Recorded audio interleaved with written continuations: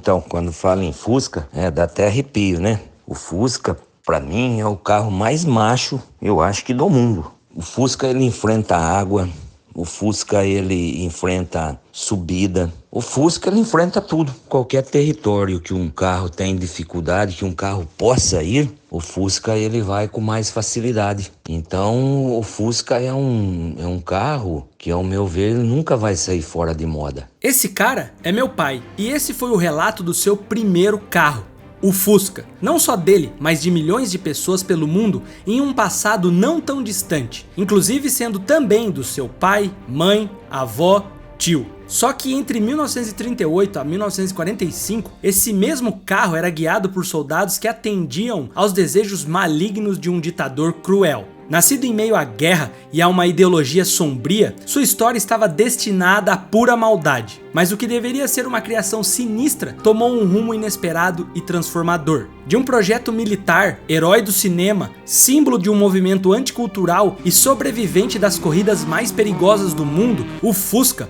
percorreu um caminho raro, flutuando entre os extremos da sociedade. Mas como algo tão simples conseguiu mudar as relações entre pais e filhos, homens e mulheres, ricos e pobres? Quem foi o responsável por esse lendário carro, que talvez seja um dos mais importantes da história? Como ele virou o jogo e quais segredos o Fusca esconde? Hoje te conto como essa criação controversa viveu, resistiu e lutou até se tornar um ícone global. Um legado chamado Fusca. O lado obscuro. A história do Fusca não começa como você imagina, como um carro pensado, produzido e caindo nos braços da população, sendo adorado por ser, digamos, do povo. Mas não, longe disso. Seu nascimento foi algo muito mais complexo, delicado e conturbado. Seu surgimento está muito mais ligado ao lado obscuro da força, um brinquedo de um dos maiores vilões da civilização moderna. Para te explicar, precisamos entrar na máquina do tempo e digitar 4 teclas. 1930. Bom, mas meu pai já tá com 60 anos e não se importa mais com a calvície. Mas você aí que é mais novo, talvez esteja enfrentando o mesmo problema do seu coroa. Mas isso pode ser evitado. Com a manual você tem controle sobre a queda de cabelo. A falta de conhecimento sobre tratamentos e medicações seguras faz com que muitos homens sofram com isso, acreditando que ficar careca é algo inevitável. Eles oferecem tratamentos personalizados tanto para casos iniciais quanto avançados, com resultados que costumam ser visíveis a partir do 4º mês de uso em 9 a cada 10 homens. Todo o processo é 100% online e flexível. Você responde algumas perguntas rápidas, um especialista analisa suas respostas e prescreve um tratamento feito sob medida para o seu caso específico. Além disso, os medicamentos são manipulados por farmácias certificadas pela Anvisa, garantindo máxima segurança e qualidade. Durante todo o tratamento, você também conta com suporte clínico ilimitado para tirar dúvidas e ajustar a terapia conforme o necessário, sem pagar nada a mais por isso. No final, eu sei que a escolha é sua, mas sugiro você pelo menos clicar no link na descrição e, se gostar, também tem um cupom de desconto exclusivo para a primeira compra. E para te ajudar e incentivar a dar o primeiro passo, use o código NOCABELO40 e garanta 40% de desconto com entrega grátis e de forma discreta.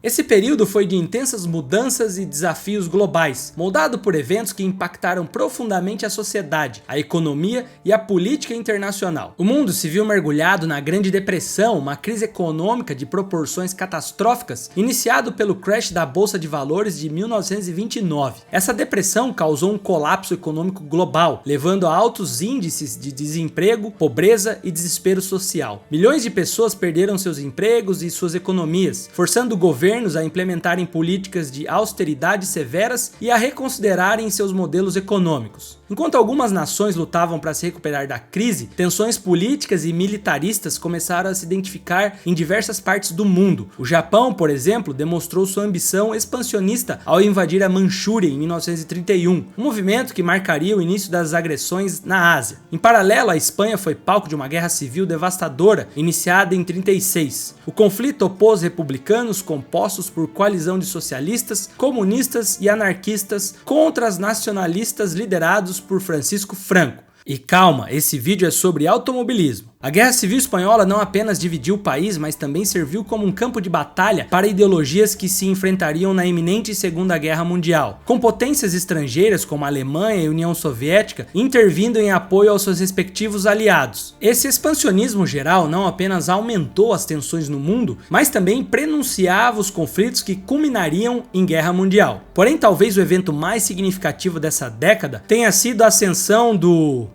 Você já sabe. Na Alemanha, a crise econômica e a instabilidade social criaram um terreno fértil para o crescimento do Partido N, liderado pelo malvadão de bigode. Sim, vamos trocar o nome dele por apelidos. Em 1933, o Führer foi nomeado chanceler da Alemanha, iniciando um regime autoritário que rapidamente eliminou a oposição política, instaurou políticas racistas e militares e começou a perseguir minorias, particularmente os judeus. Durante esse período, a Alemanha N também investiu fortemente em avanços tecnológicos e de engenharia, especialmente voltados para a guerra. Desenvolveu, por exemplo, avanços significativos em aeronaves militares, como o caça Messerschmitt Bf-109, um dos principais aviões da Luftwaffe durante a guerra. A engenharia alemã também se destacou no desenvolvimento de tanques como o Panzer e nas primeiras tentativas de criar mísseis balísticos como o V2, que seria o primeiro míssil de longo alcance do mundo. E dentro desse arsenal todo, um carro notável iria surgir: o Volkswagen Beetle, concebido como um carro do povo sob a supervisão de Ferdinand Porsche, a pedido do Bigodinho. Essa ideia foi uma resposta e ia de encontro com a tendência do cenário automotivo, que estava da seguinte maneira: as fabricantes começaram a experimentar um design mais aerodinâmico, visando melhorar a eficiência e a velocidade dos veículos. Modelos icônicos como o Chrysler Airflow nascia. Mesmo assim, Henry Ford continuou a dominar a indústria, principalmente com a sua produção em massa do Ford Model A, que sucedeu o famoso Model T. A Europa também viu o crescimento da indústria automobilística, com marcas como Mercedes-Benz, BMW e Citroën desenvolvendo modelos avançados e luxuosos para a época. Nesse período, o mundo também passou a conhecer a popularização das corridas, como eventos como as 24 horas de Le Mans e os Grand Prix, agora conhecido como Fórmula 1, atraindo grandes públicos. As corridas se tornaram um campo de testes crucial para novas tecnologias e designs, impulsionando a inovação e a engenharia na indústria automobilística. Na Alemanha, em 1933, o Rodolfo queria a todo custo criar um carro popular, que em alemão se dizia Volkswagen. A pressão era enorme e inevitável. Från början kan man konstatera att den lilla vagnen har mycket goda vägegenskaper och är ettrig och hårdförvärre.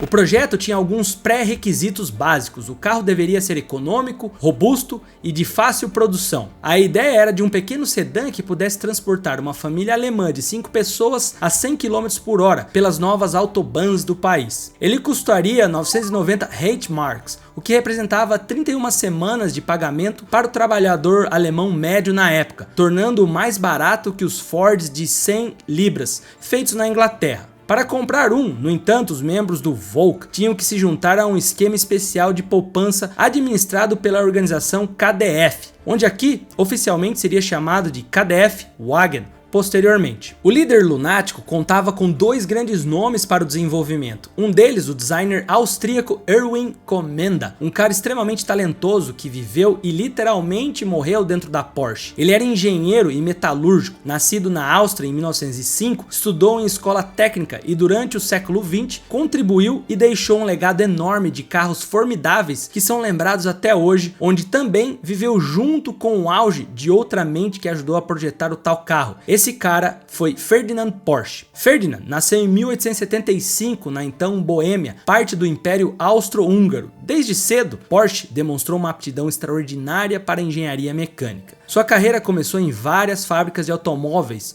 onde rapidamente subiu na hierarquia graças à sua habilidade rara. Antes de 1933, Porsche já era conhecido por seus trabalhos na Daimler-Benz e pela criação do primeiro carro híbrido do mundo, Lohner Porsche. Sua reputação de fato precedia como um engenheiro inovador, mas ele acabou se associando ao Partido N, tornando-se um membro de fato. Com isso, suas contribuições foram para além do profissional, ajudando inclusive em projetos militares. Que fique claro. Porsche começou a trabalhar no projeto do governo alemão em 1934. E o desenvolvimento do carro envolveu várias fases de prototipagem e também testes rigorosos. Os primeiros protótipos, conhecidos como VW3 e VW30, foram testados exaustivamente para garantir que atendessem aos rigorosos padrões de desempenho e durabilidade estabelecidos pelo governo alemão. Esses protótipos apresentavam um design simplificado com um motor traseiro refrigerado a ar, o que eliminava a necessidade de um sistema de refrigeração complexo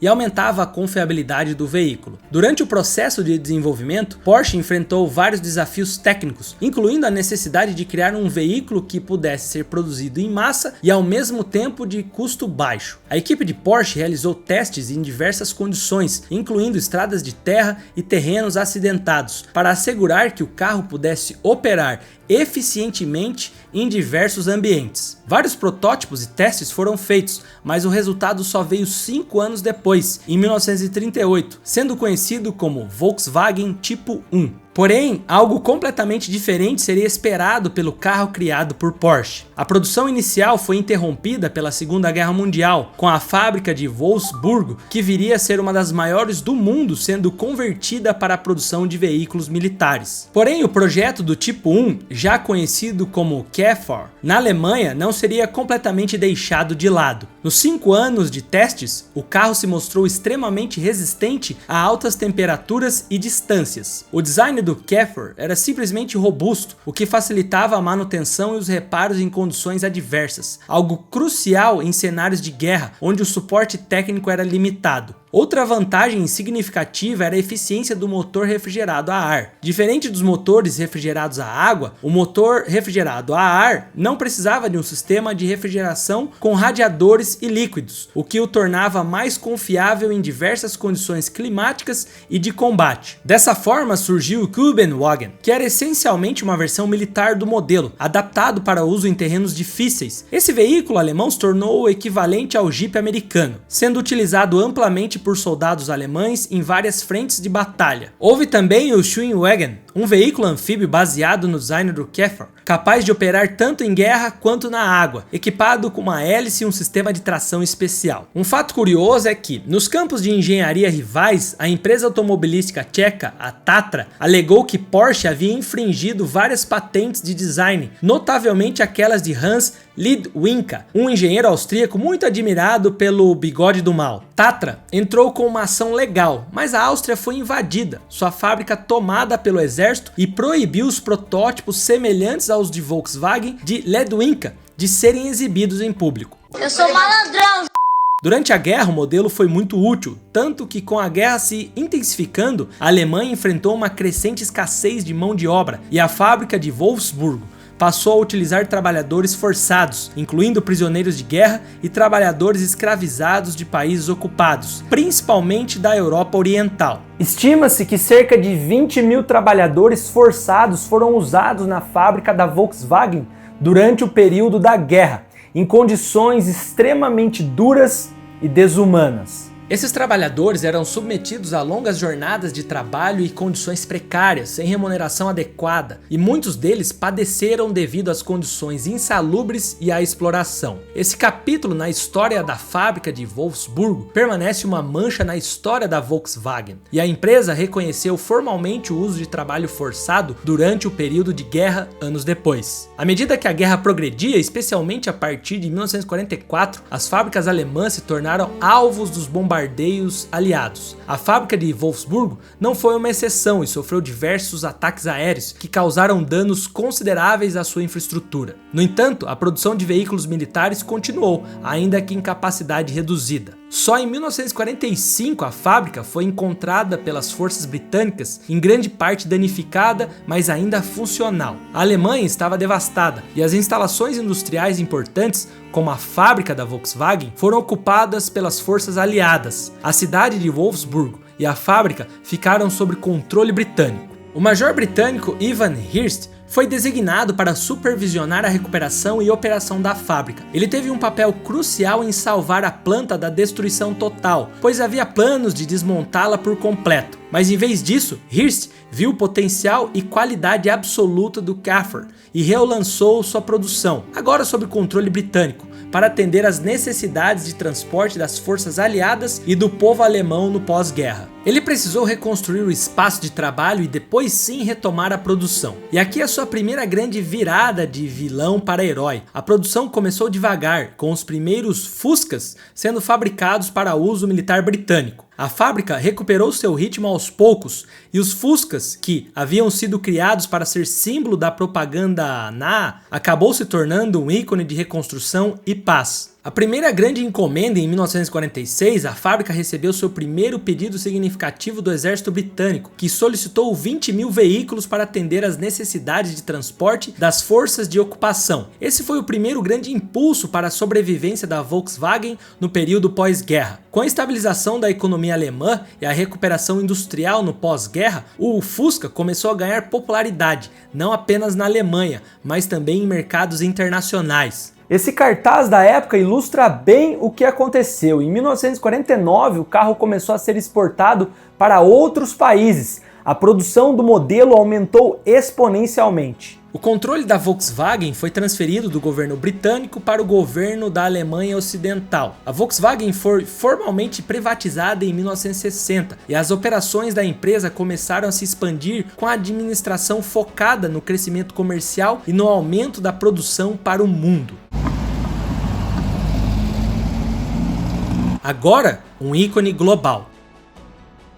Se alguns anos atrás o Fusca vinha acompanhado de soldados e fuzis no banco do passageiro, bom, no Brasil ele iria se tornar algo do bem e com um propósito muito nobre. O sucesso comercial do Fusca já tinha sido consolidado em 1955, quando a produção atingiu a marca de 1 milhão de unidades. Durante as décadas seguintes, o Fusca se tornaria o carro mais vendido do mundo, com a Volkswagen expandindo sua produção para além da Alemanha, inaugurando fábricas em países como México e Brasil. O Pulga, Barata, Bolha, dentre outros apelidos populares, chegaria ao país em 1950, sendo importado, inicialmente montado pela Brás Motor. Em 53, a Volkswagen assumiu a montagem com peças importadas. Apenas em 1959, ele seria nosso produto nacional, fabricado em São Bernardo do Campo, e o carro rapidamente se tornaria o favorito nacional. Esse momento foi crucial, pois o Brasil ainda estava em fase de industrialização, e o Fusca logo se tornou o carro do povo brasileiro. Bom, e durante as décadas de 1960 e 1970, o carro era o mais popular do Brasil, se tornando sinônimo de mobilidade acessível para milhões de brasileiros. Simples, robusto e de fácil manutenção, ele atendia perfeitamente às necessidades do país que estava em pleno desenvolvimento. Para muitas famílias, o Fusca foi o primeiro carro, uma conquista significativa que transcendeu classes sociais, servindo tanto como veículo pessoal quanto como ferramenta de trabalho para pequenos empresários e autônomos. Seu sucesso também foi impulsionado por suas características técnicas adaptadas ao mercado local. Equipado com um motor boxer de 4 cilindros, refrigerado a ar e montado na parte traseira, ele tinha uma mecânica simples e confiável. A versão mais comum na época era o 1200, que produzia cerca de 36 cavalos, suficiente para lidar com as condições de estradas brasileiras, muitas vezes desafiadoras. A tração traseira e a suspensão reforçada permitiam que o Fusca enfrentasse tanto o trânsito urbano quanto estradas de terra com facilidade. Ele era econômico, oferecendo uma excelente relação entre custo-benefício e manutenção. Durante a sua jornada, surgiram modelos como o motor 1300, o motor 1500 e 1600, oferecendo maior potência, com até 65 cavalos, sem perder a eficiência. Em 1968, por exemplo, a Volkswagen do Brasil lançou o Fusca 1500, com um motor mais potente e diversas melhorias adaptadas às condições brasileiras. Com um motor de 1.5 litros e produzindo 52 cavalos de potência, o veículo atingia uma velocidade máxima de 125 km por hora, com um consumo de combustível de cerca de 10 km por litro. A transmissão era manual de 4 marchas e o peso 800 kg. O conjunto da obra fazia do Fusca 1500 um sucesso imediato, graças à sua durabilidade e baixo custo de manutenção. Por isso ele acabou se tornando um ícone nas ruas brasileiras, presente em praticamente todas as cidades e vilarejos do país. Um fato curioso é que, em 1965, o lançado modelo com teto solar, que ficou conhecido como Cornwagen. Quem foi o autor dessa brincadeira? Não se sabe ao certo. Alguns afirmam que foi uma piada natural, enquanto outros acreditam que foi plantado por algum concorrente para matar a fama do carro. Eu não assumo esse BO. Mas não importa. O fato é que começaram a dizer que a abertura no teto era ideal para acomodar os chifres de um motorista traído, transformando um acessório muito bacana em motivo de chacota e vergonha. Cara, isso aqui é muito engraçado, nunca que eu ia descobrir sobre isso. Enfim, a versão foi rejeitada e muitos proprietários incomodados com o apelido mandaram fechar o teto. Mudou também as lanternas e a luz de placa. Cornofusca.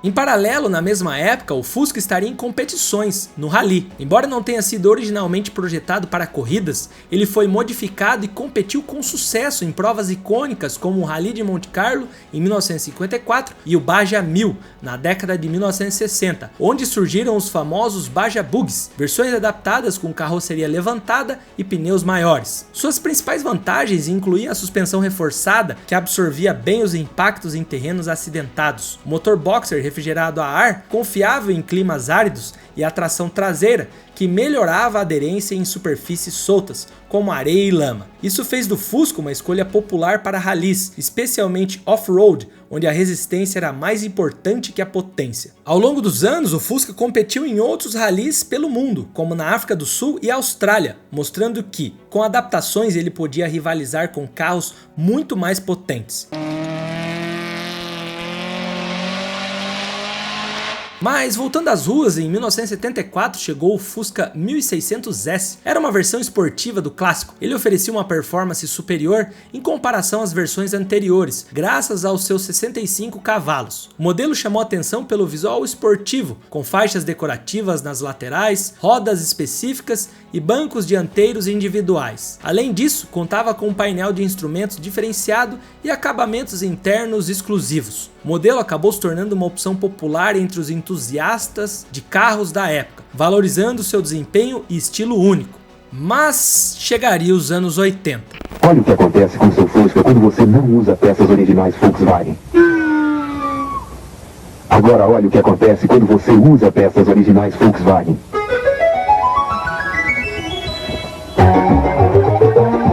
Depois de viver o auge na década de 70, os anos 80 batiam na porta. O Fusca começou a perder o favoritismo devido ao surgimento de carros mais modernos e eficientes, como o Chevette, Ford Escort, Fiat Uno em 1984, Fiat 147 de 76 sendo produzido até 86 também pegava esse embalo. Durante essa época, a Volkswagen fez várias tentativas de revitalizar o Fusca, com melhorias incrementais e edições especiais, mas a concorrência de veículos mais avançados e eficientes em termos de combustível tornou difícil manter sua hegemonia de carro do povo. Mas não se engane, ele continuou a ser produzido e vendido com sucesso durante grande parte dos anos 80, graças ao 1300 e 1500, com preços relativamente baixos perante aos concorrentes e de fácil manutenção. Por outro lado, o Fusquinha era vítima do seu próprio charme. Tendo um design desatualizado em relação aos outros, estava ficando fora da moda e do que o brasileiro médio buscava, com menos espaço interno e faltava as últimas inovações tecnológicas em várias partes do carro. Modelos como o Fusca Itamar, lançado no início de 1990, foram tentativas, por exemplo, de reviver o interesse do público pelo carro clássico. Em homenagem ao presidente brasileiro Itamar Franco, que incentivou o retorno da produção do Fusca, apresentava pequenas atualizações para torná-lo mais competitivo. Porém, ele não fez tanto sucesso assim como o esperado, devido à concorrência de modelos mais modernos e também com preços competitivos. Se você tivesse 7 mil dólares ou 100, 110 milhões, você compraria um Fusca Zero hoje? Não, não compraria. Por quê? Prefiro um Uno. Eu acho mais bonitinho. Você compraria um Fusca Zero hoje se você tivesse 100 ou 110 milhões na mão? Assim provável sim. Gosta do Fusca?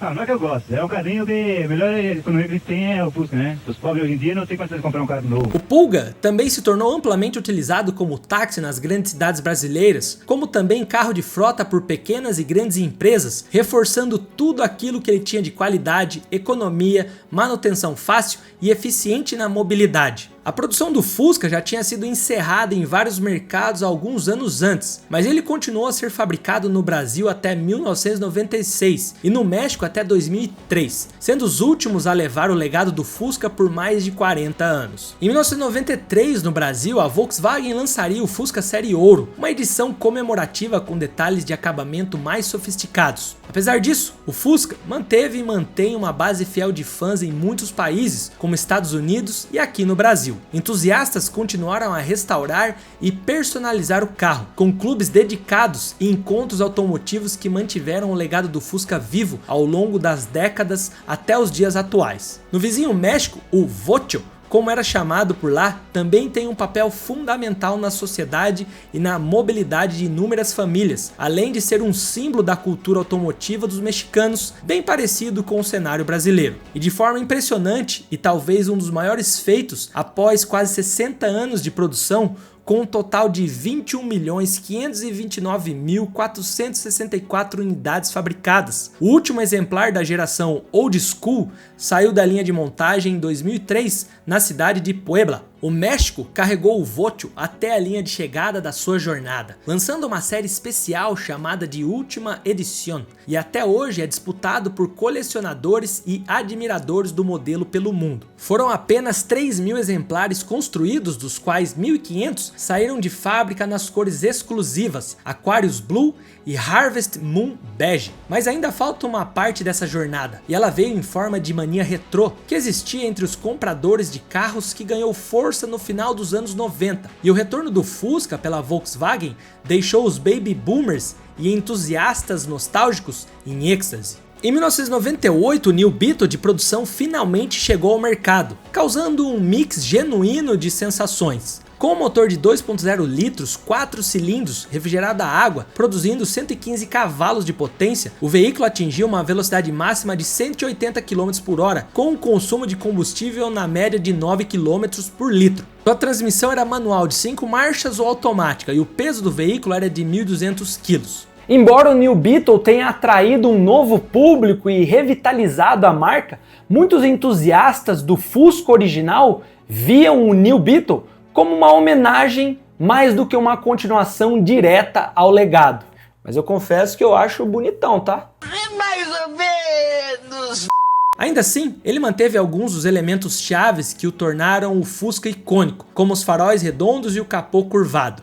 Em 2011, a Volkswagen lançou uma versão ainda mais moderna e esportiva do Fusca, simplesmente chamada de Beetle. Esse modelo apresentava linhas mais agressivas e um desempenho aprimorado, visando conquistar tanto os fãs nostálgicos quanto novos entusiastas. Com o motor de 1.4 TSI turboalimentado de 4 cilindros, produzindo 160 cavalos de potência, o veículo atingiu uma velocidade máxima de 208 km por hora. Sua transmissão poderia ser manual de 6 marchas ou automática de 7 marchas DSG. Apesar das atualizações, a produção do Beetle foi oficialmente encerrada em 2019, marcando o fim dessa homenagem.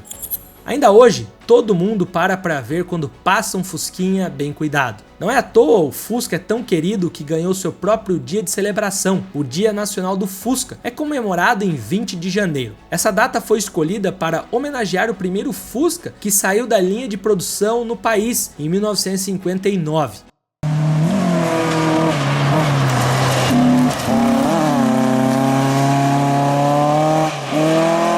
O Fusca, em sua essência, transcendeu as barreiras do tempo, do espaço e da história. Nascido de uma ideologia sombria, projetado para ser um carro do povo, sob um regime que trouxe destruição, ele lentamente se libertou de suas origens, sobrevivendo a crises econômicas e mudanças tecnológicas para encontrar seu lugar ao sol e estar dentro das garagens pelo mundo. Aqui em nossas terras, o Fusca se tornou o primeiro carro de inúmeras famílias brasileiras, sendo a realização de um sonho para quem nunca imaginou poder possuir um veículo. E não interessa se foi pela simplicidade, durabilidade ou pelo charme inegável, ou por tudo isso junto. O que importa é que ele chegou e resolveu. Virou um membro da família. Ele virou um feito no Brasil com orgulho. E se você ainda tem dúvidas sobre o legado e a grandiosidade dele, pare e pense o seguinte: existe algum carro no mundo que lutou na guerra, saiu de vilão e se tornou herói,